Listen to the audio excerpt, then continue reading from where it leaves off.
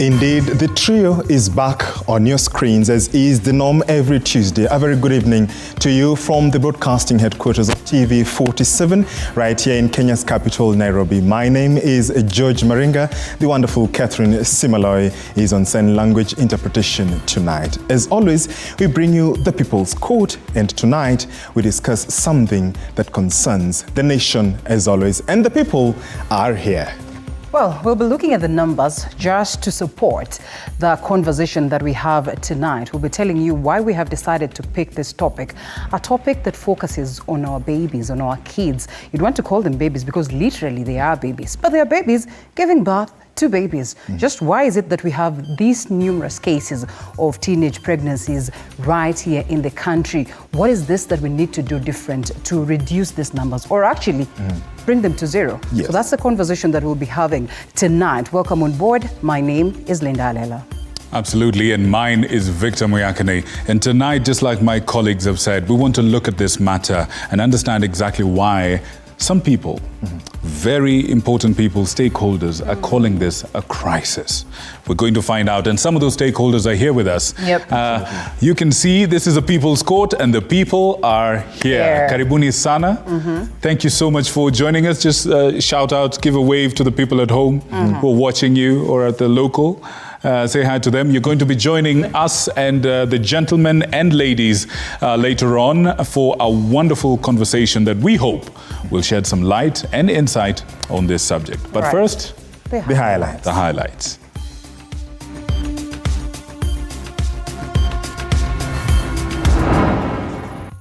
Tonight.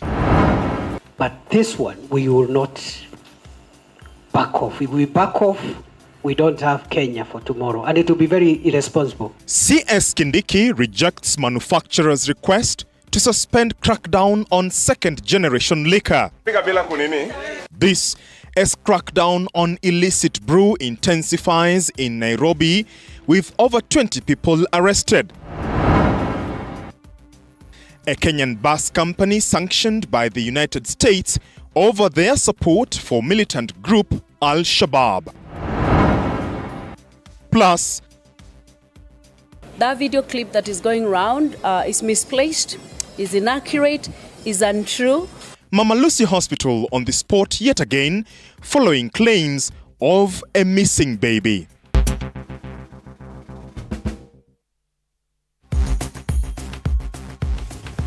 We invite your feedback. As always, our SMS lines are open 22047. Start with where you're watching us from, your name followed by your question as well. On X, formerly Twitter, at TV47 News, at Muyakane, at Linda_Alela, or at George Maringa_. Use the hashtag Daily Report, hashtag People's Court. But before that important conversation on teenage pregnancy crisis, let's get you informed with what's making headlines from across the country and beyond.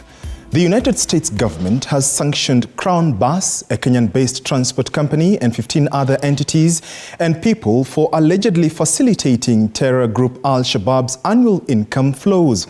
Among the sanctioned companies is Halal Commodities Limited, based in Dubai, with subsidiaries in Kenya, Uganda, Somalia, and Cyprus. And as Paul Kirobi reports, the designated suspects include Mohammed Jumali Ali Awale and Faisal Yusuf Dini, both based in Kenya. Take a look. Crown Bus Services, a company with an extensive network connecting Mombasa, Nairobi, Western Kenya, and destinations in Uganda, has been brought to light as one of the facilitators of logistics operations for the terror group Al-Shabab. The U.S. Department of the Treasury's Office of Foreign Assets Control recently imposed sanctions on 16 entities and people involved in an expansive business network spanning the Horn of Africa, the United Arab Emirates UAE, and Cyprus. This network is alleged to raise and launder funds for Al-Shabab, a terrorist group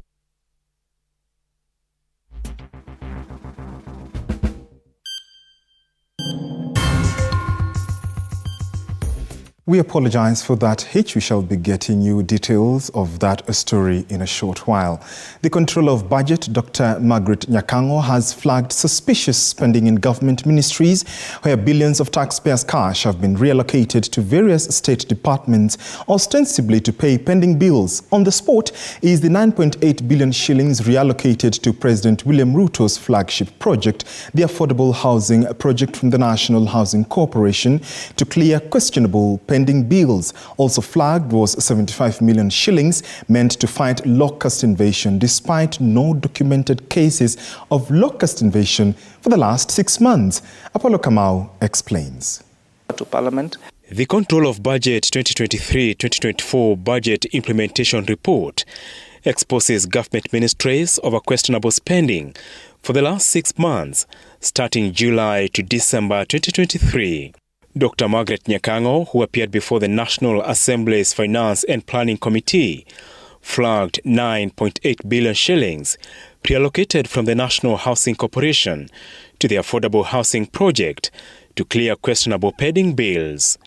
The Affordable Housing Project is yet to be legalized by Parliament. I confirm here and now that I wrote not once but twice to the State Department of Housing asking why they were reallocating the 9.8 billion.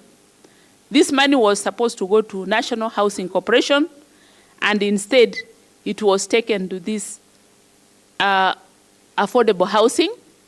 I asked for the details, and I was not provided with these details. I was told it was to settle pending bills. Also on the spot is the reallocation to fight locust invasion for 75 million shillings under the State Department for Crop Development, despite lack of a notable locust invasion in the last 6 months.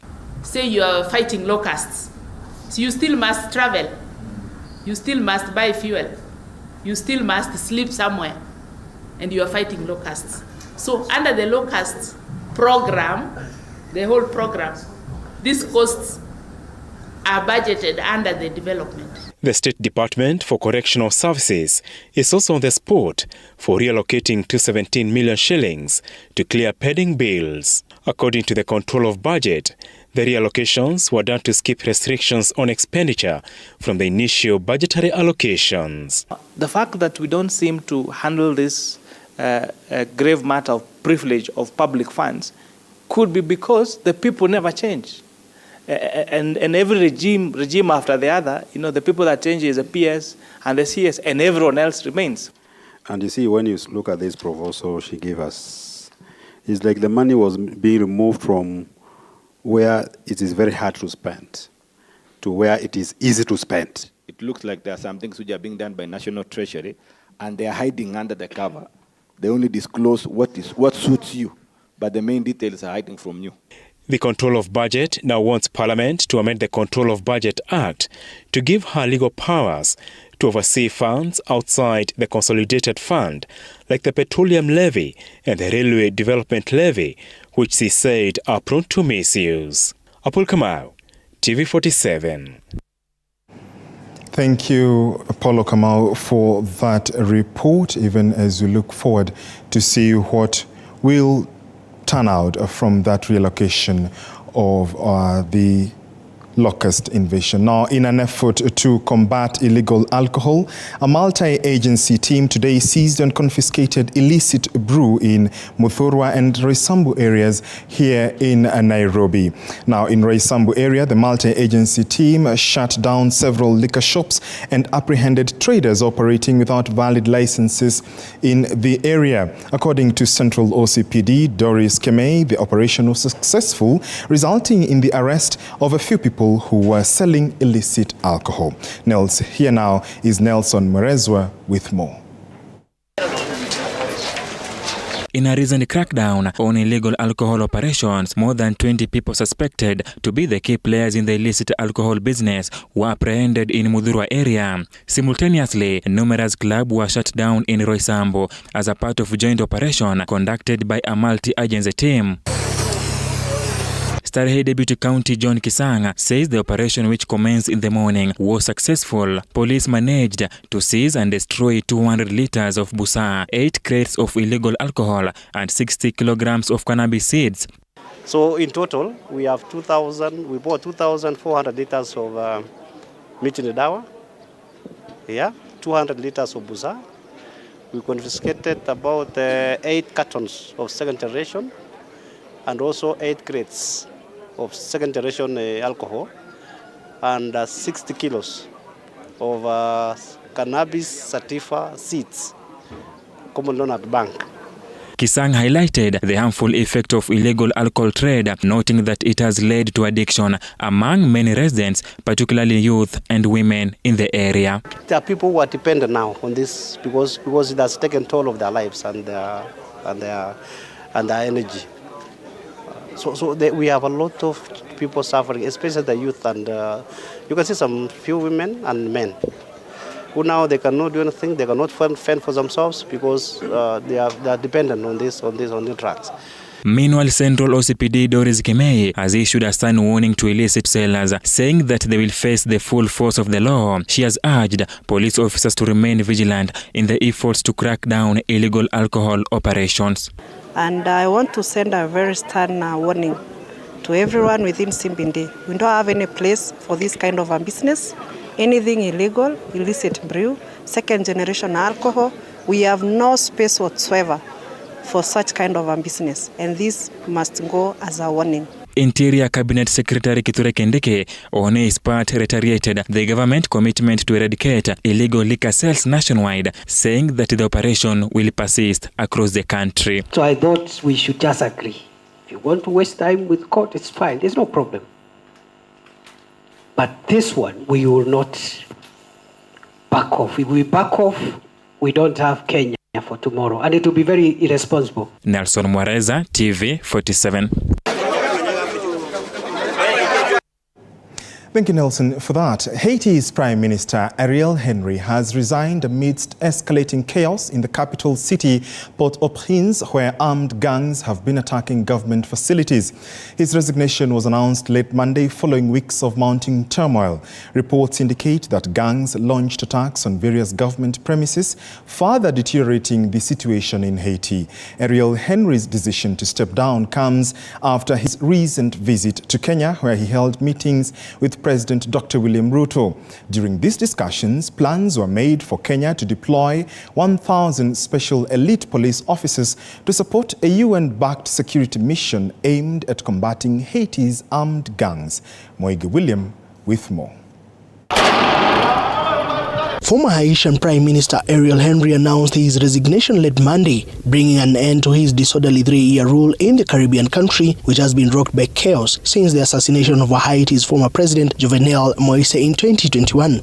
Ariel Henry took over leadership following Moise's assassination, but his tenure was marked by increasing challenges. Before his resignation, Henry toured Kenya to sign an agreement to send 1,000 Kenya police officers to help restore security, which his government had struggled to maintain. And I want to say, from Kenya, we are ready for this deployment. We did this appeal, and you step up, and you said, we want to help Haiti.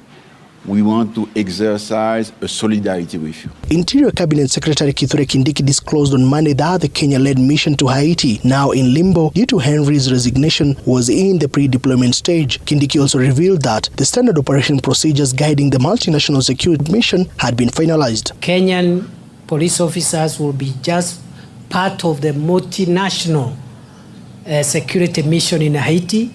Kenya is the lead nation, but there are so many other countries that have pledged to contribute troops. In his address, Kindiki further revealed that all the other programs related to the deployment of 1,000 elite Kenya police units to the gang-hit Caribbean nation are in place, including the status of forces agreement and law regarding detention, arrest, and other enforcement measures. The resignation of the Prime Minister, Henry Ariel, has no legal implication whatsoever if you look at it from that perspective. Much as it's resigned, yes, the kind of signing that did happen between Kenya and Haiti still holds. In the past few weeks, Haiti's capital Port-au-Prince has seen escalating attacks by heavily armed gang. Ariel Henry was unable to return to the country and announced his resignation while in Puerto Rico. Already a state of emergency has been declared in Haiti. Kenya, in this particular situation, being nudged on the shoulders by the big brother, the US of A, has got to be very keen to answer these questions, especially with regards to the force protection of our men that are now being optimized to go into this environment. Reports indicate that representatives from the Haiti's government, opposition groups, the private sector, civil society and religious groups have met with development partners, including the Caribbean Community, CARICOM, to establish a consensus on restoring stability to the island. A presidential transitional council is said to be established as part of these efforts. Mwege William, TV47. Now, the management of Mama Lucy Kibaki Hospital has refuted claims from video circulating online suggesting that a woman gave birth to twins but was given only one baby after delivery. The management of the Level 4 hospital has affirmed that a scan conducted before delivery identified features of a single baby, contrary to the alleged scenario of twins. Elizabeth Atieno with the details. In this video that has been circulating on social media for 3 days, women at Mama Lucy Kibaki Hospital are seen clamoring for justice, alleging that a mother had given birth to twins, but one baby was allegedly stolen at the facility.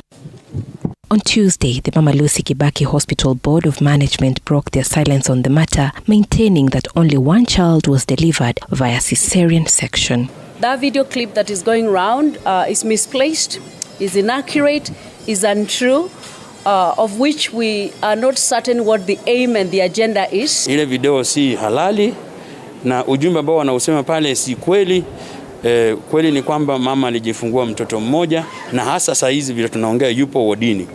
With the aid of CCTV cameras in the facility, the family of the new mother have been taken through the events that happened in the hospital during her admission. Thereafter, the father of the baby expressed his satisfaction on the findings, further confirming that they had no scans to prove that the wife was expecting twins. Hapa katikati huwa maconfusion inakuwa ni mingi, lakini mimi mwenyewe nimesimama, nimefuatilia, nimepata ukweli ya kwamba mtoto ni wa kike na ni mmoja. The Mama Lucy Hospital Board of Management, led by Doris Kemunto, and the gynecologist who conducted the operation, say the lady was rushed to Mama Lucy Hospital due to an emergency, and a scan was conducted before delivery that established features of a single baby. Both mother and baby were delivered safely via cesarean section. Mother is doing well currently, baby is doing well. We have a baby who is 1.6 kilos, scored 8, 9, and 10, that is APGAR score, and is currently in NBU. Mama Lucy Kibaki Hospital has been embroiled in controversy in recent times, with speculation about cases of medical negligence, a move that prompted the Nairobi County government to institute a new board in April 2023. Just 5 months ago, a former Mama Lucy Hospital staff was found guilty of child theft by the Milimani law courts and sentenced to 25 years in prison. The culprit, Fred Leparan, who worked at Mama Lucy Kibaki Hospital as a social worker, was also ordered to attend 10 years of supervised community service, while his co-accused Selina Awor was slapped with a 300,000 Kenya shillings fine or a 2-year jail term. Elizabeth Atieno, TV47, Nairobi. Thank you, Elizabeth, for that. To our earliest story, where the United States government has sanctioned Crown Bus, a Kenyan-based transport company, and 15 other entities and people for allegedly facilitating the terror group Al-Shabab's annual income flows. Among the sanctioned companies is Halil Commodities Limited, based in Dubai with subsidiaries in Kenya, Uganda, Somalia and Cyprus. And as Paul Kirobi now reports, the designated suspects include Mohammed Jumale Ali Awale and Faisal Yusufdini, both based in Kenya.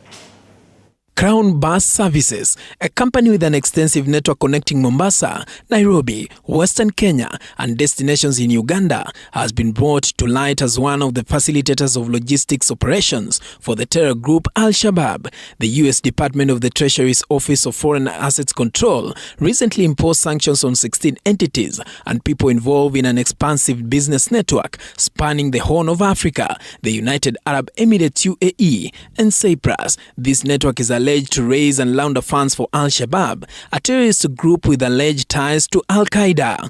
According to the U.S. Department's report, Dubai-based Halil Commodities, also known as Halil Group, is identified as a key financial facilitator for Al-Shabab. Halil Commodities Limited operates in Kenya and Uganda, known as Halil Commodities Limited in Uganda and as Halil Electronics in Somalia.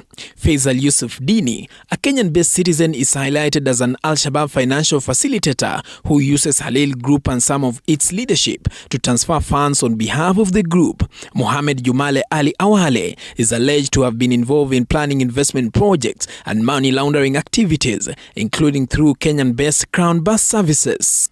Fahan Hussein Haidar manages Halil Group's branches in Kenya, Uganda, and Cyprus, and the UAE, supporting Al-Shabab by generating funds for the group through these businesses. A notable part of this network operates in Uganda, with Abdul Kadir Omar Abdullahi associated with the Halil Group's Uganda branch as its director, along with Omar Sheikh Ali Hiloli and Haidar. The suspects and entities are subject to sanctions by OFAC due to their alleged involvement with Al-Shabab. Paul Kirobi, TV47, Nairobi. Thank you, Paul, for that. Now, President Dr. William Ruto's aide and confidant, Farouk Kibet, has assured the residents of Uasin Gishu County that the government will ensure all students have access to education and better their lives. Speaking during a groundbreaking ceremony at Chepsait Secondary School, Farouk made it known that education is a need for every child. He has also challenged the school-going children to ensure they perform well in order to motivate parents and guardians to pay their school fees. The Chepsait Secondary School is set to benefit from the 68 million Kenya shillings M-Pesa Foundation facelift program, a project that will enhance the school's infrastructure. Over 500 students are expected to directly benefit from these upgrades. Watoto wenu watakuja kuwa katika ramani ya nchi ya Kenya vile Kingi yuko sasa. Maneno ya pombe si tutaanza kukemea kabisa hapa. Na njia ya kukemea pombe ni wakati watoto wanaenda kusoma. Na mimi natoa changamoto kwa nyinyi watoto shule. Musome na mjifunze pia kufanya activities kwa shule. Watoto wakifaulu tuwalipie school fees ndio next year watoto wasihangaike hapa hii area. Na vile rais anataka ni kwamba sehemu hii lazima watoto wasome vizuri.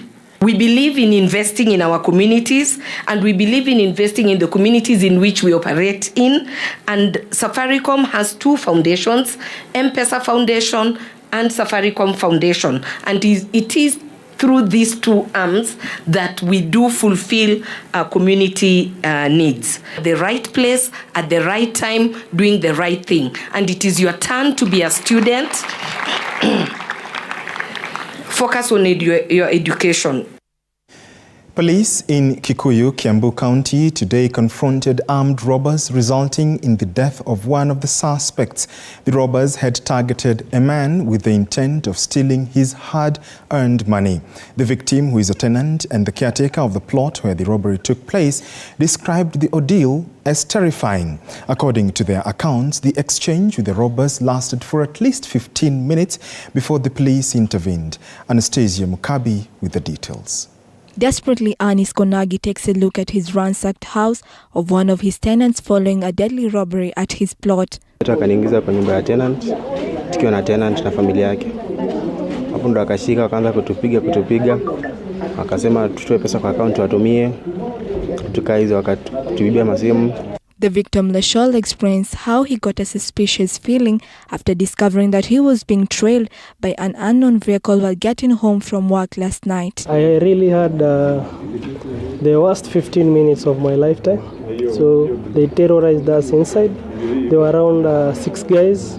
Apparently, when I got to the gate, there was a vehicle that was trailing me behind. So the robbers managed to enter the gate as I was parking. So they clobbered the caretaker, brought the caretaker to my home. Kikuyu Sub-County Police Commander Ronald Kirui has confirmed the incident, saying that one of the robbers was shot dead. 5 others managed to escape. However, they sustained bullet wounds. Kirui is now urging all health facilities to report any patient with fresh bullet wounds. When they reached this place, those robbers fired on them, and an exchange of fire ensued. That led to one of the robbers fatally being injured. We suspect the other robbers who managed to escape, they escaped with bullet injuries. And we want to ask any hospital who suspect any patient with gunshot wounds to report to police. Anastasia Mkabi, TV 47.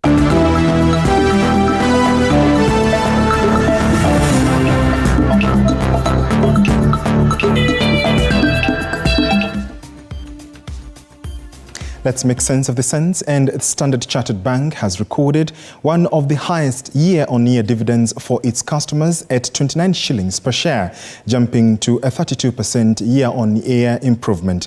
The bank has also recorded a 15% growth in profit after tax for the same period, from 12.1 billion to 13.5 billion shillings.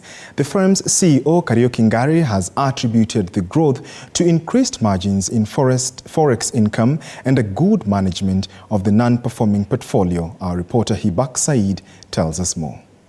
Things seem to be looking up for the financial sector as the Standard Chartered Bank records a jump in dividends to 29 shillings per share, reflecting a growth of 15% of the earnings per share to 36.2 billion. In the upcoming AGM, to pay a final ordinary dividend of 23 shillings per share. So coupled with the earlier one we had announced earlier of 6 shillings, so we will be paying 29 shillings, which is a 32% increase from the previous year. So we are really proud that we could be able to do this for the shareholders. So overall, our profit before tax ended at 19.6 billion compared to 17.1 billion last year, an increase of 15%, and same at the profit after tax. The overall revenue growth was at 23%, while growth in net interest income grew by 32% due to increased lending, which may reflect on the increasing appetite for loans by Kenyans. Operating income up 23%, operating costs up 20% year on year, profit before tax 19.7, 15% up, and after tax again 15%. But also even more pleasing is this is driven by customer deposits, which are up 23%, and then loans at 17% up. Our balance sheet continues to be really well positioned, and it's a diverse balance sheet given that nature of our business. Profit after tax for the year in review also grew by 15% to 13.5 billion from 12.1 billion. However, expenses for the bank shot up by 20% due to inflationary pressures, advancements into digital operations, and currency depreciation. It's not all rosy. Out there is it can be bleak. One I've mentioned is the geopolitical tensions that really we don't know how it will go. We've seen it has impacted the trade because of what's happening in Suez. That's a big question mark, and we've started seeing clients saying that they are not getting their goods on time, or their goods are taking longer, or the insurance costs have risen because whether they have to take a longer route. So that's an area that is a potential tailwind. We don't know how it will end. Impairment losses on loans was also up by 2.1 billion, where the bank says the credit quality remains resilient. However, there still lingers fears of a volatile and challenging macroeconomic environment. Hibak Said for TV 47.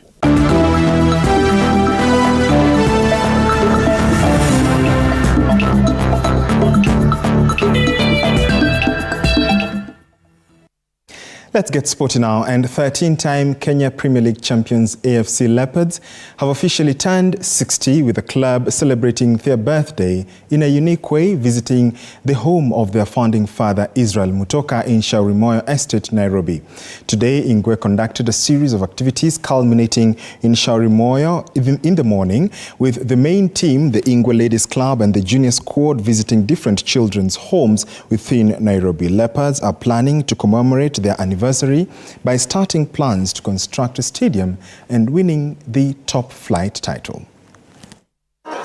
Now we are looking at scenarios whereby the club has won the league 13 times, has won the Eastern Central 5 times. We have not featured in Africa. So the theme of FC at 60 is to make sure that we reflect, all of us as FC key stakeholders, from fans, members, players, former officials, everybody, so that we ask ourselves, what is this that is ailing us? We cannot have our own training ground. We cannot win an African title. We were ahead of the Zamaleks, of the Enilalis, we were ahead of Yanga, Simba, but all of a sudden they seem to be miles away. So at 60, it is a time for reflection. Also, we are calling out for the leadership and the team, the fans and the team, to work in unity, because there is power in unity. And if we work together and we have a conversation on how to propel this team forward, we will be able to get the answers. Indeed, a happy birthday to Ingwe. The Preparatory and Management Committee for the Paris 2024 Olympics and Paralympic Games held their first meeting today at Talanta Hela Plaza in Nairobi. Under the leadership of Sports Cabinet Secretary Ababu Namwamba, the committee consists of President of the National Olympic Committee of Kenya, Dr. Paul Tergat, NOC Secretary General Francis Mutuku, and Treasurer Eliud Kariuki. At the same time, the Team Kenya's official Olympic kit design will be unveiled soon. The team we are unveiling today has the following terms of reference. We are calling it the Preparatory and Management Team for the Paris 2024 Olympic and Paralympic Games. The team will play the following roles. Number one, they'll oversee the preparation and participation of Team Kenya in the Olympic and Paralympic Games in Paris, France 2024. They'll review work plans, budgets, and any other relevant proposals from the National Olympic Committee and Kenya National Paralympic Committee for that purpose. This team will also review and approve the final list of athletes that are to participate in the Olympic and Paralympic Games in Paris, France 2024. And finally, the team will provide financial oversight. So 3 things that we were looking at as a team of experts was, number one, it's important to note that these designs are submitted and we're using serial numbers. So we as a team do not know who these designers are. We have no affiliation to them. We don't know if they're male or female. What we were working with are serial numbers, and this was for purposes of transparency. Now, registration for the 2024 Lewa Safari Marathon opens this week, with 1,500 athletes expected to participate. The 25th edition of the race will be held on the 29th of June in Isiolo County. The annual event has 4 categories, including the full marathon, the half marathon, the executive 10-kilometer race, and the children's 5-kilometer run.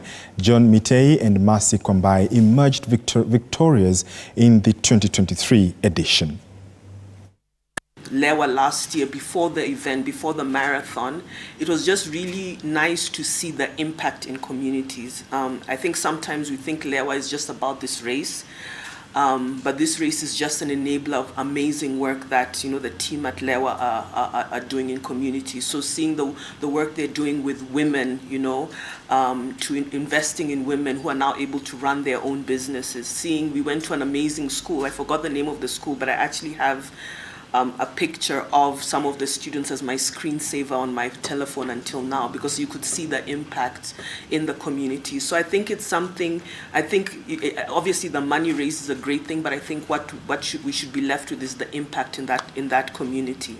we have a plan that having had a lot of development programs that have taken place, with $1 million, we hope to lay a foundation of development programs that will be able to have impact for the next 25 years. So everyone has an opportunity to come and lay a foundation by running in the 25th anniversary